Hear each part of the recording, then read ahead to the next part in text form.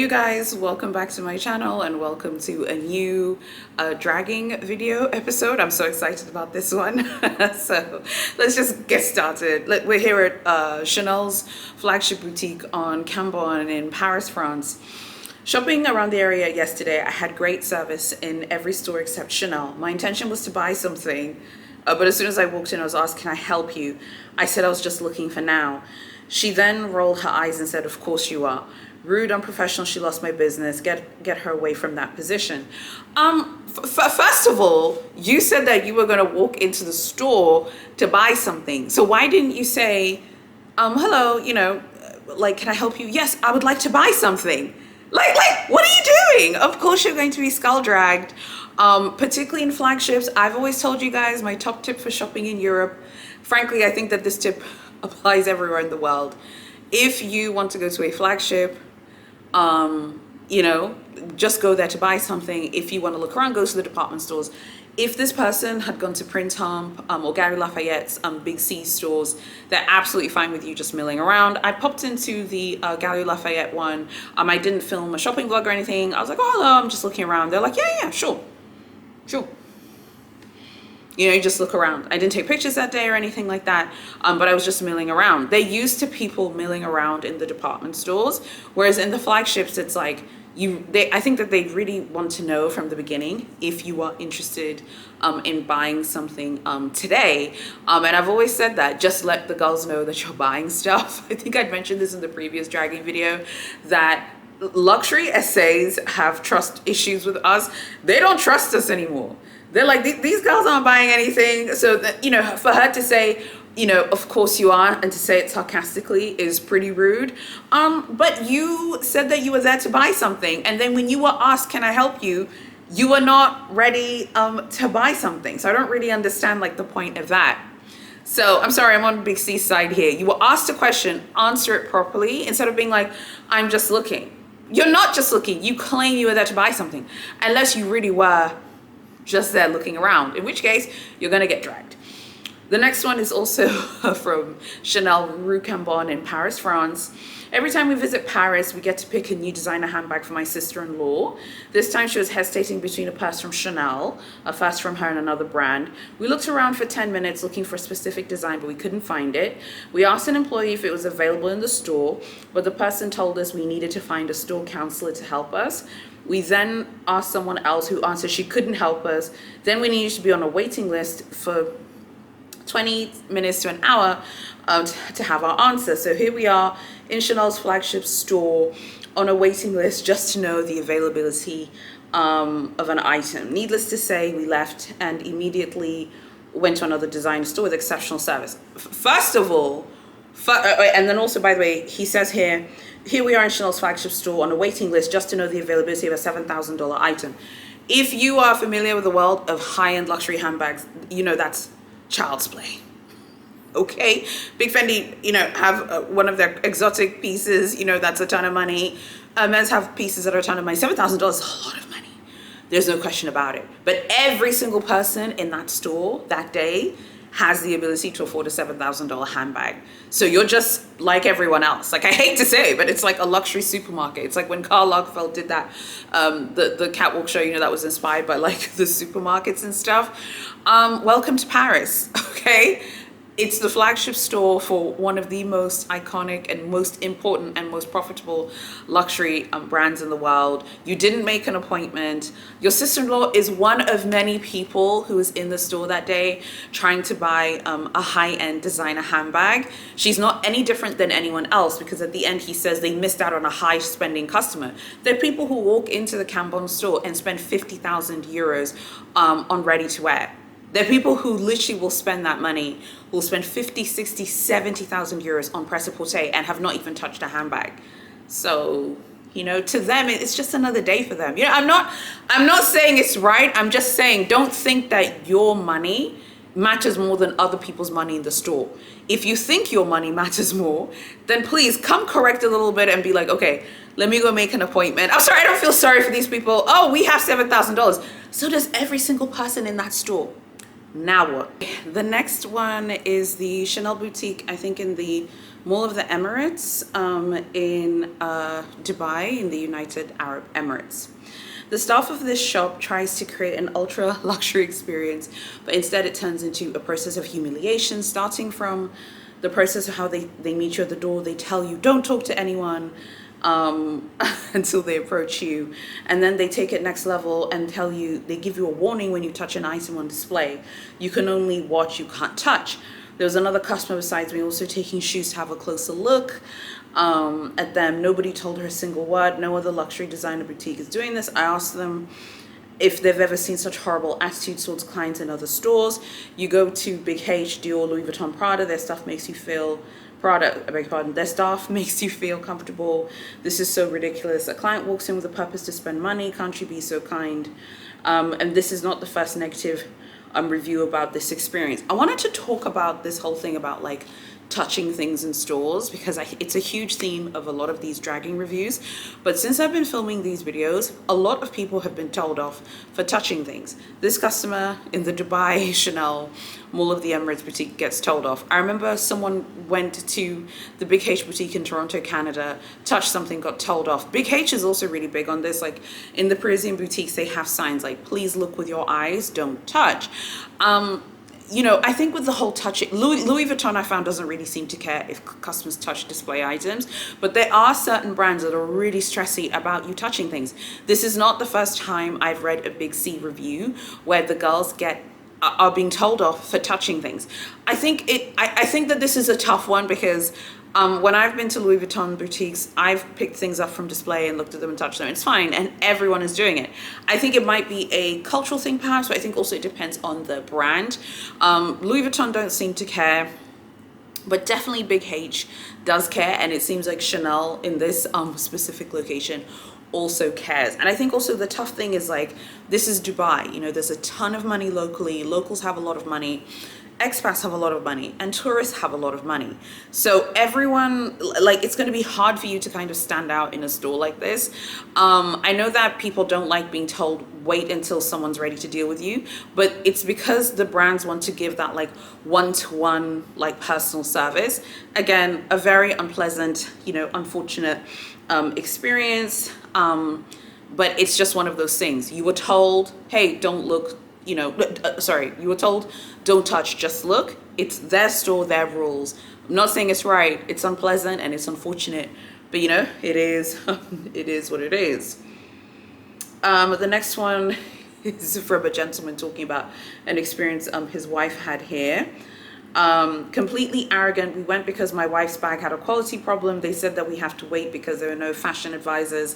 That's what Chanel calls their SAs. They call them fashion advisors available. There were no customers in the store and 6 sales staff hanging around doing nothing. Again, this is one of those things where a lot of customers don't understand that just because you see 6 people in the store doesn't mean they're all SAs, or in Chanel's case, is fashion advisors. They could be doing other things, they could be doing inventory, they could be dealing with, you know, the top tick customers of that particular store, maybe taking orders over the phone. So everything isn't necessarily, you know, what it seems. You shouldn't make, you shouldn't make that assumption that just because you see 6 people milling around, they're not doing anything, that they're not working. You don't work there, so you don't know, you know, how things go. Same location, Big C, Dubai, Mall of the Emirates. This is the worst experience I've had in any Mall of the Emirates or Chanel store worldwide. I came in for an exchange only. I waited an hour and 15 minutes, and at that point, the staff was unavailable to give me an idea of when my turn would be. And I asked for the manager 5 times. No manager bothered speaking to us, despite waiting for so long. At minimum, it's the manager's duty to assist, but they couldn't even be bothered. We weren't the only frustrated customers there. No one was willing to do that, and we left without an answer.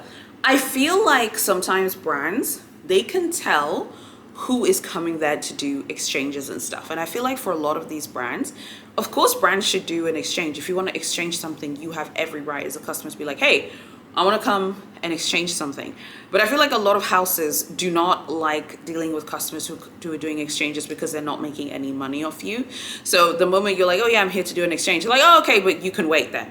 you can really wait for like an hour and 15 minutes. But obviously you wouldn't make an appointment to do an exchange, but I can see how it's frustrating for the customer, but honestly I can see how it's also super frustrating for the brand as well, because they're not going to make any money off of you because you're just doing an exchange. You know what I mean? Again, not saying it's right, okay, at all, not saying it's right, but it's just one of those things where it's like no one's really benefiting here. The brand's like, oh, I don't get to make any money off of this person, so let me move on. The next one is Cartier Rue Francois Premier in Paris, France. We arrived at this Cartier. We stood by the door, unsure of how to enter. The door looked automatic, but it wouldn't open by itself. A man approached us on the street, said, take off your hat. He wasn't friendly. I didn't immediately realize he was an employee. After I took off my hat, he opened the door for us. We found ourselves in a vestibule between two closed doors. It wasn't clear whether it was an automatic door that wasn't working, but I felt oddly trapped there. It seemed like no one cared about us at all. Such a reception feels strange and unpleasant. The situation was only saved by a nice female essay, but the mood was spoiled. This was my first visit to Cartier, and I didn't expect such a high-level brand to greet guests so oddly. Okay, a few things. So this location is like the location that's really popular with Parisians. I remember, not on these trips, but a few trips ago when I went to Paris, I remember walking past it, and I remember seeing like people rolling up in black cars being ushered in. It's definitely like more popular with like Parisians, and it seems to be like there are two boutiques and there are two Cartier stores in Paris that are like the local stores. They're not really touristy stores. This boutique and the Cartier boutique on the Rue de Capucine. Or the Boulevard de Capucine, I think. So yeah, again, this is just one of those unfortunate experiences. She had a jarring experience because the security guard's like, take off your hat. Like, you know, and again, we talked about this in the previous Dragon video. No security guard is gonna make me feel it anyway. And I'm not one of those people who's gonna like, I'm not gonna coddle them by being nice to them and all of this stuff and like sucking up to them. You are not going to ruin my day. Okay, I'm happy to be at the Cartier boutique. You want me to take off my hat? That's fine.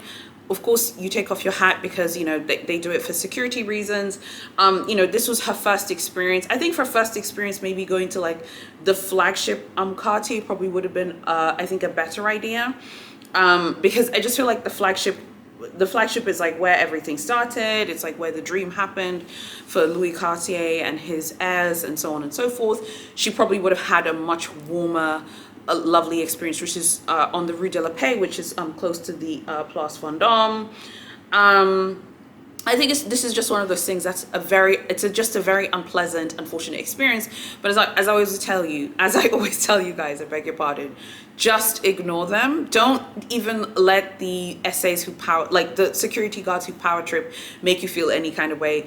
I've noticed Louis Vuitton security guards love power tripping, and there are some big H security guards who also like to power trip. They like to make you feel weird. I'm like, boy, please. I'm not even triggered. I'm not pressed. I'm allowed to be here. My money is good here. I'm going to look around and I'm going to, you know, enjoy my time here. So I understand, like, I understand that people feel like sad, like, oh, they want it to feel like this, like, super special experience. But you have to understand that you're also dealing with people, you know, and at the end of the day, some people want to power trip and others don't. The final one is from the same location, Rue Francois Premier in Paris, France. This was a very average welcome for such a prestigious house. We came here to try on a family bracelet. They came here because the person had written in French and it's being translated. They had come there to do some after sales for a bracelet that was purchased. And we also came here to try on our future Trinity wedding rings. I don't know what the security guards thought, but they were walking around us the entire time we were in the store, looking at the female essay in a way to say, it's okay, no problem, ? I didn't know the presence of two young people could put the security service on such high alert. There was a really haughty essay, a lady, who didn't even offer us a drink. She laughed in my face when I told her an anecdote about Trinity rings that I read on the internet. It's human to make mistakes, but the least of things not to laugh. And then she says, I'm going to tell the whole team we're going to have a good laugh. As a result of this, we went to pick up our wedding rings at Cartier Place Vendôme, and we were received well. I don't recommend. Again, this is just one of those things I have found in my experience. I remember like if I compare shopping in Europe, this person is French, so it's not a cultural thing. But I found that in Europe, like essays don't make small talk. And I have found that when I have shopped in like other countries, for example, like small talk is something that people do. I'm not a small talk person, to be honest. I don't really care for it. To me, I've always found small talk to be super insincere. It's just a personal thing. And I think in France, it comes off as insincere. Whereas I've had experiences in other countries where people are used to making small talk. Another thing is, like I said, some of this is cultural. In Tanzania, for example, when you go to a shop, you don't make small talk with the SA. You don't speak to them like that. This person was probably just trying to break the ice. They're getting married. They're excited. They want to talk about, the wedding rings, and they want to, make things fun and exciting. And the essay is like, oh, we're going to laugh about the thing that you read online. Yeah, that's not nice. That's not pleasant. It's not nice. But I'm also one of those people who's like, why are you, like, who cares? Like, why are you trying to make small talk? Like, just go there and buy your stuff and leave. I'm just not a small talk person. So I don't really understand when people go out of their way to make small talk. I think what I think is a better thing to do in luxury boutiques, and maybe we should have a video called Unwritten Luxury Rules for Luxury Shopping. Maybe we should do that. I might film that video for Vlogmas. I think something you should do is mirror the essay. If the essay is super chatty and wants to ask you a ton of questions, then you can share those anecdotes like, oh my God, I saw this online. You know what I mean? It's like, it's flowing. But if the essay is not like really into like talking to you about those things, I don't feel like you should be like, oh yeah, by the way, I read this on a blog. It's like, I don't know. It just seems a little bit, I don't know, like you're begging. I don't know. To me, I'm just like, okay. But they're buying their wedding rings. She could have been nicer about it. Like, they're excited to start their life together and they're super excited to buy their Cartier wedding rings. She could have been warmer about it and she could have been nicer about it. And definitely don't want to laugh at a customer. That is not okay. So, I can't defend the girls there. Tell me what you think about today's luxury dragging episode. I swear to God. I literally will find it so easy to film these for such a long time because I've been out of the game for a few months. I'm catching up and there are just so many upset people all over the world. It doesn't matter what part of the world. They're literally in every continent except Antarctica where there are luxury stores. There are a lot of angry, upset luxury clients. So today we did Cartier and Big C. So I'd love to know what you think. Please subscribe to my channel if you're watching this for the first time. There'll be some of you who are first timers watching this and you're like, what are these videos? There's a playlist. Just subscribe and turn on notifications. That way you don't miss anything. Like the video, obviously, and also subscribe to the newsletter. You guys are not subscribing to the newsletter. I don't know why, because the newsletter is really where it's at. Moving forward, I'll be saving all of my scoops and all of my like exclusives will be going in the newsletter first. So yeah, if you're in the newsletter, you know what's going on with me. You're up to date on everything. If you're not in the newsletter, you're not going to know anything. So please go sign up for it. It's linked below. I'd love to know what you think about everything in here. Who do you think is wrong? Who do you think is right? Like I said, the security guard at the Cartier boutique, boo-boo, you can sit down. Okay, you're not gonna ruin my day. I would not have let that person ask me to take off, because some of them just love power tripping. They just want to power trip off you. They want to make you feel a certain way. Boy, bye. Okay, I'm gonna do what I want to do, and I'm happy to be there, and I'm allowed to be there. In the case of the anecdote thing, I would have kept the small talk, because if the essay is not chatty, I wouldn't have bothered to like kind of engage in small talk. But it's unfortunate because they're getting married, so the essay could have been nicer about it. Okay, so that's pretty much everything. Thank you so much for watching, and I'll see you very soon in my next video.